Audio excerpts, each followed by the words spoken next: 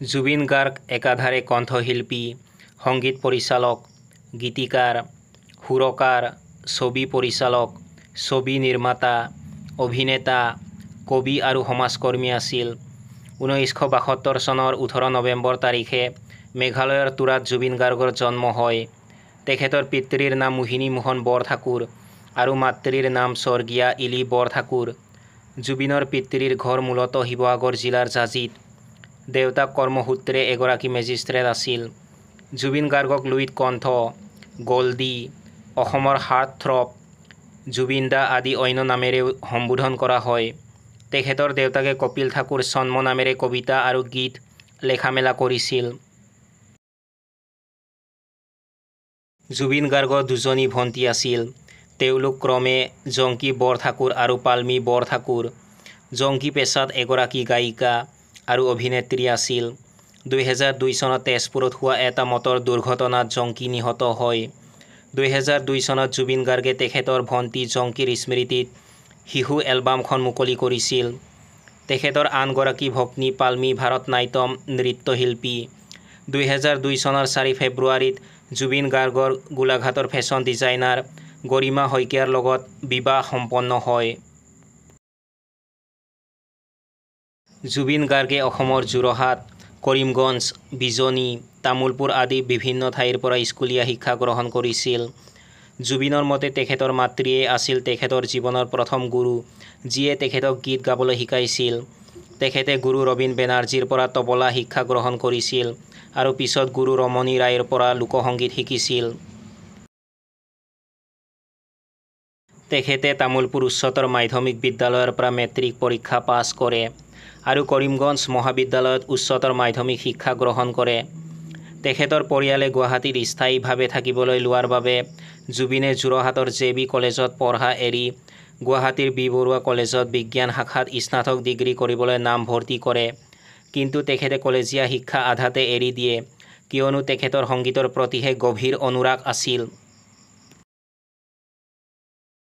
জুবিন গাৰ্গে 1992 চনত গুৱাহাটী বিশ্ববিদ্যালয়ত অনুষ্ঠিত যুৱ মহোৎসৱত পাশ্চাত্য একক পৰিৱেশনত স্বৰ্ণ পদক লাভ কৰিছিল। এয়া আছিল তেখেতৰ জীৱনৰ টাৰ্ণিং পইণ্ট। জুবিন গাৰ্গ আছিল এজন ভাল বাদ্যযন্ত্ৰবাদক।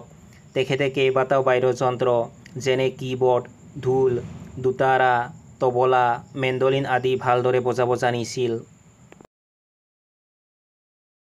অসমীয়া কৃষ্টি-সংস্কৃতিত জুবিন গাৰ্গৰ অৱদান অতুলনীয় আৰু অপৰিসীম। 1992 চনত তেখেতৰ প্ৰথম অসমীয়া সংগীত এলবাম অনামিকা মুক্তি লাভ কৰিছিল। জুবিন গাৰ্গৰ আন আন অসমীয়া এলবামসমূহ হ'ল অনুৰাধা, মায়া, আশা, জুবিনৰ গান, ৰং, মুক্তি আদি।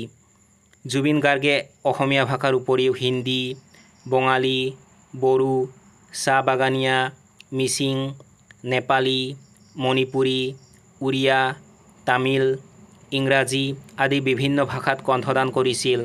তেখেতে 33 বছৰীয়া কেৰিয়াৰত 40টাতকৈও অধিক ভিন্ন ভাষাত 38,000ৰো অধিক গীত গাইছে। 1995 চনত জুবিন গাৰ্গে বলিউডৰ সংগীত উদ্যোগত কাম কৰিবলৈ মুম্বাইলৈ গৈছিল। তাত তেখেতে বহুতো হিন্দী গীত যেনে গেংষ্টাৰৰ য়া আলী, নমস্তে লণ্ডনৰ দিলৰুবা, ক্ৰিছ 3ৰ দিল তু হি বতা আদি গীতত কণ্ঠদান কৰিছিল। তেখেতে ৰেকৰ্ডিং কৰা হিন্দী আৰু বঙালী এলবামসমূহ হ'ল চান্দনী ৰাত, চন্দা, য়ু হি কভি, স্পৰ্শ, শ্ৰদ্ধাঞ্জলি, মেৰে লিয়ে, নুপুৰ, জিন্দেগী, পাকিজা, সুফি ইশ্ক। জুবিন গাৰ্গে প্ৰায় 26খন অসমীয়া ছবিত সংগীত পৰিচালনা কৰিছে। তেখেতৰ দ্বাৰা সংগীত পৰিচালিত কেইখনমান ছবি হৈছে হিয়া দিয়া নিয়া, তুমি মোৰ মাথো মোৰ, শেষ উপহাৰ, নায়ক, দীনবন্ধু, মন যায়, গানে কি আনে, মিছন চাইনা, ৰত্নাকৰ, কাঞ্চনজংঘা আদি।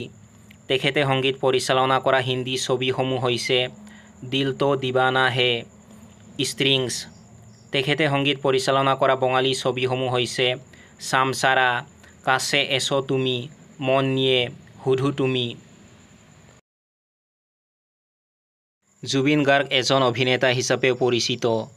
তেখেতে মন যায়, তুমি মোৰ মাথো মোৰ, দীনবন্ধু, ৰামধেনু, গানে কি আনে, মিছন চাইনা, কাঞ্চনজংঘা আদিকে ধৰি বহুকেইখন অসমীয়া ছবিত অভিনয় কৰিছে। জুবিন গাৰ্গে জীৱনকালত বহুতো সন্মান আৰু বঁটা লাভ কৰিছে। তেখেতে 2005 চনত বঙালী ছবি হুদু থুমিৰ বাবে শ্ৰেষ্ঠ সংগীত পৰিচালকৰ বঁটা, হিন্দীৰ য়া আলি গীতটোৰ বাবে 2007 চনত গ্ল'বেল ইণ্ডিয়ান ফিল্ম এৱাৰ্ড আৰু ষ্টাৰডাষ্ট এৱাৰ্ডত শ্ৰেষ্ঠ নেপথ্য কণ্ঠশিল্পী বঁটা, 2007 চনত ইক'ছ অৱ চাইলেন্স ছবিৰ বাবে শ্ৰেষ্ঠ সংগীত পৰিচালক হিচাপে ৰাষ্ট্ৰীয় বঁটা আৰু 2014 চনত ৰেনেছা অসম বঁটা লাভ কৰিছিল। 2025 চনৰ 19 ছেপ্টেম্বৰ তাৰিখে ছিংগাপুৰত সাগৰৰ বুকুত হোৱা দুৰ্ঘটনাত এই মহান শিল্পীগৰাকীৰ 52 বছৰ বয়সত মৃত্যু হয়। এটা সংগীত অনুষ্ঠানত জুবিন গাৰ্গে কৈছিল যে তেওঁৰ মৃত্যুৰ পিছত মানুহে তেওঁৰ মায়াবিনী গীতটো বজাব লাগে।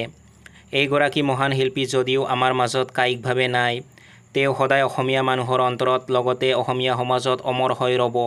তেখেতৰ আদৰ্শ, তেখেতৰ কৰ্মৰাজি সদায় এইখন সমাজত জিলিকি থাকিব।